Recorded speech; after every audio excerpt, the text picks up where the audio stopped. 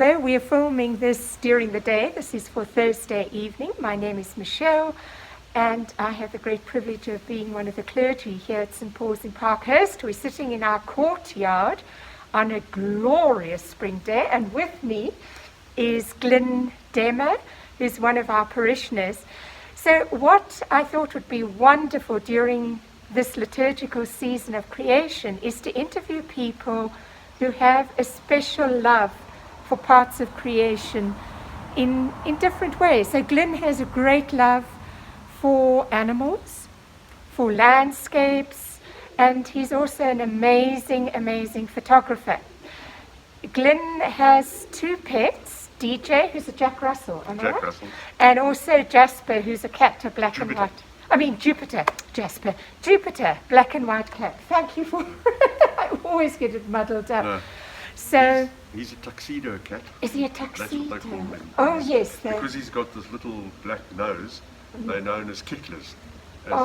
As so opposed to Hitler's. He's a Hitler. That's so gorgeous. And he walked into the house 2 years ago, and we took him home a couple of times, and he just kept coming back, and then one day he stayed. And his owner acknowledged that, that he's now our cat. Oh, that is so special. Glyn, I also know you've been involved in working on the Hamilton Road Park. Is that right? Yes, we've got a working group that looks after the park. So I spoke to City Council, City Parks, about whether we should do a formal adoption, and the guys said no, just set up a committee and do carry on doing what you're doing. So we've done a lot of paving there, because there's Deansgate, the old age home, is bordering on the park, and a lot of the people come from Deansgate into the park, so we've done some paving so that they can walk and without walking in the mud there when it's wet.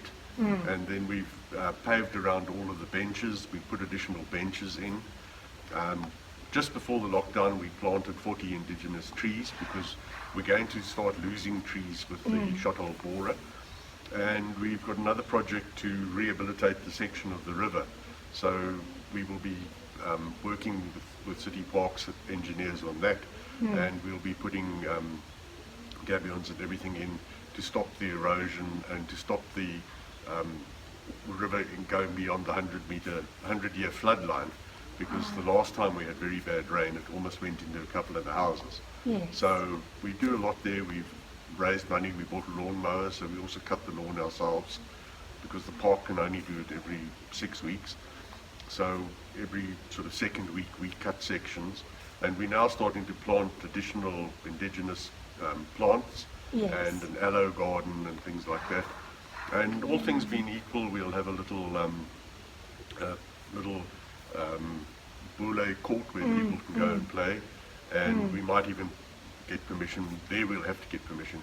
Might even build a small little amphitheatre where people can sit and they can do play readings or poetry and things like that. So we've noticed that since we've been working, and it's been about 2 years now, the last Sunday that I went there were easily 40 people in the park at about 6 in the evening. There were 2 families that were actually picnicking there. So we've noticed a lot of people are using the park as well. So previously it was just like a thoroughfare, people going from Parkhurst up to the spa and things like that. But now people are actually, kids are playing there. We've looked after a lot of the old game things, the jungle gyms and things like that as well. And we're constantly doing stuff there. So if anybody wanted to get involved with this, would they just contact you, or how would they go about? They can contact me if they want. They can contact you. We've got 3 groups. We've got what we call Hamilton Park No Reply. So that's where we've got about 100 people there that we just tell what's going on. Then we've got a sort of neighbourhood group, and then we've got a committee group. So the committee is all the people that are actually doing the things and everything. But there's a lot of people who have been very good to us and raised funds and helped us with the funds that we need. Yes. Because it comes with a cost. But Of course. a lot of the paving was donated, but all the cement, and then we've got 2 guys that we pay to work there and everything, and to keep the park clean. Yes. And the City Council's been very good in the form of JMPD, because they regularly police the park, and we had a vagrant problem, but they helped us, and it was just during the lockdown in the rain, and we homed all the vagrants in a shelter, so we actually felt happy about that as well. Yes. Yeah, because they were living hard. It was cold and wet, and they were living under plastic bags and everything. So. Yes. So you really are making such an incredible difference in the community.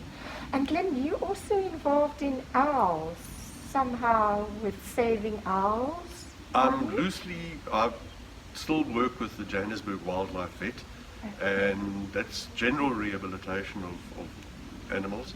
So quite often they'll ask me to go fetch an owl that's been injured or something like that, or the best one was the house snake from the Joburg Zoo.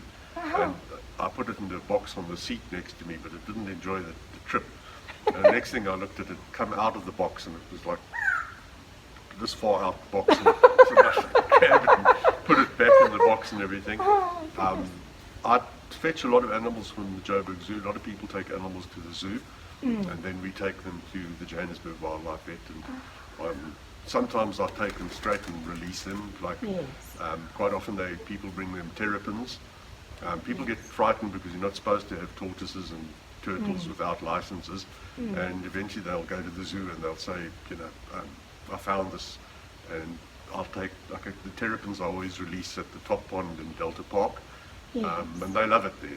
It's sort of really, and the water's fairly clean there, so they thrive there. And I've collected a couple of dussies and various birds and everything like that. And I used to actively, I qualified as a wildlife rehabilitator with a school in America, and for years I worked with an organization called Free Me, and we used to go and volunteer and feed the animals on a Saturday and clean the cages and build cages and things like that. So I've always had a sort of interest in that side of things as well. Oh, it's and so beautiful. The owls come, I'm friendly with a guy named Jonathan Moore who runs a company called Eco Solutions. And Jonathan, if you walk, I think just down the road, there's an owl box in one of the trees. Yes. And Jonathan comes and installs the owl boxes where there's known owls that are living there. Yes. And generally they get inhabited, and they come back every year.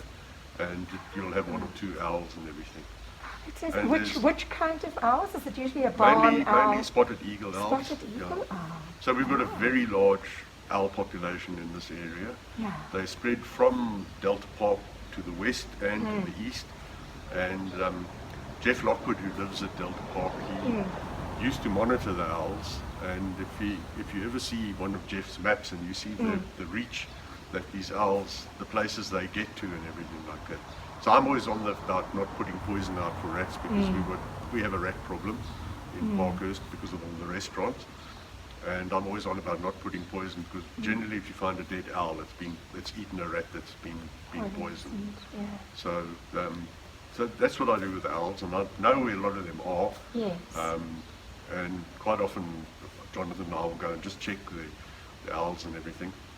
And there's a breeding pair in the park down on 5th Avenue, and I was there about a year ago, and the chicks were on the ground, so the people were running around trying to chase them and catch them and everything. And I said, why? No, they wanted to take them to a rehab place. I said, no, they're only on the ground because for the 3 days before they fly, they get used to being on the ground, and they make their first little trips and everything like that.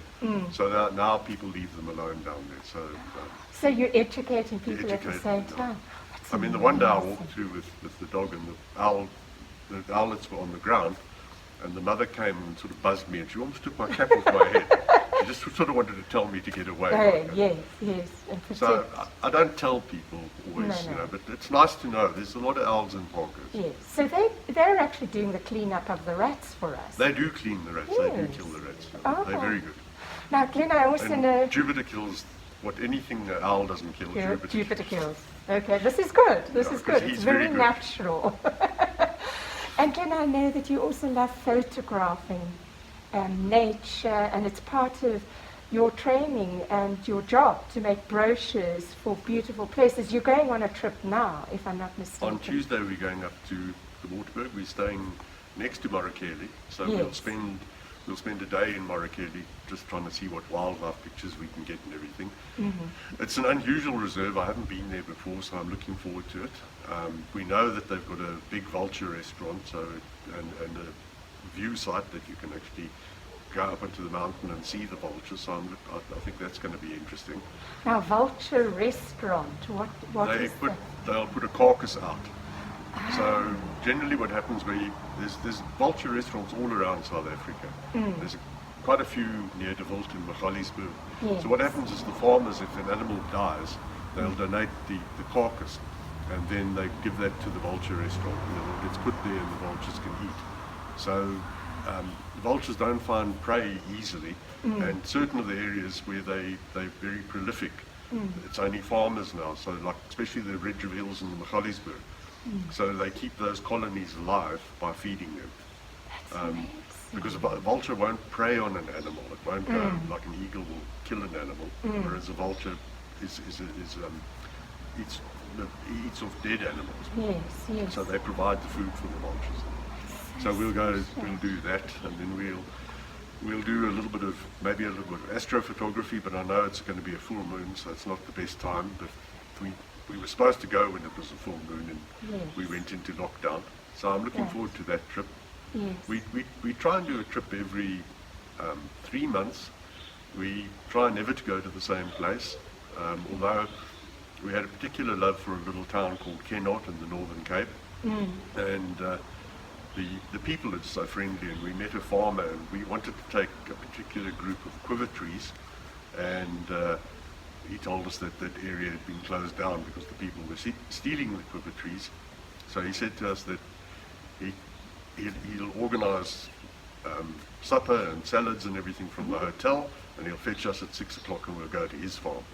So we ended up sitting with him and his wife till about 1 in the morning, photographing the quiver trees and the stars and the blood moon. We didn't know it was the blood moon. And then we had to leave because we were going to Verneekpan, where Donald Campbell tried to set the land speed record the next morning, and we were going to leave at about 6 because it's sort of 100 kilometers from Kenot, and we had to say goodbye to Ernie and his wife. But by the time we got back from Verneekpan, Ernie was there, and we had an invite to dinner at the house that evening, and to watch the rugby, and then to go back and photograph the quiver trees before sunset. It was a friend we made, so we broke a rule and we went back to Kenot in November last year, literally a year after we'd been there the first time. Yes. But that trip we went from here to Kimberley to Sutherland. We went to go see the telescope in Sutherland, and it's an amazing experience to go see, and it's an amazing little town because the air is so clean. That's why they located the telescope there. And it was quite interesting. There must be about 20 telescopes. They run by various universities from all over the world, and the areas, there's full cooperation. So the SALT telescope, the big large telescope, that's people that were in there were from Germany, from America, from the UK, from Russia. It's an amazing construction. Each mirror costs about R1 million, and there's 99 mirrors, and they're made from polished steel in Russia, and then they were shipped here, and the assembly took place, and the mirrors get cleaned continuously. So it's like it's on a rotation, but when you see the whole thing move like this, and it's absolutely awesome.